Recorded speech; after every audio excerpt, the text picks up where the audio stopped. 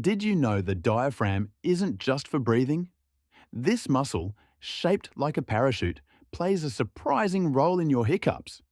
When you eat too fast or drink fizzy drinks, the diaphragm spasms, causing that familiar hic sound. It's like your body's way of saying, slow down. This quirky muscle also helps you laugh, sing, and even vomit. Imagine every giggle or hiccup is a little workout for your diaphragm. Next time you hiccup, remember it's your diaphragm's way of keeping things interesting. Like, comment, and subscribe for more fun facts.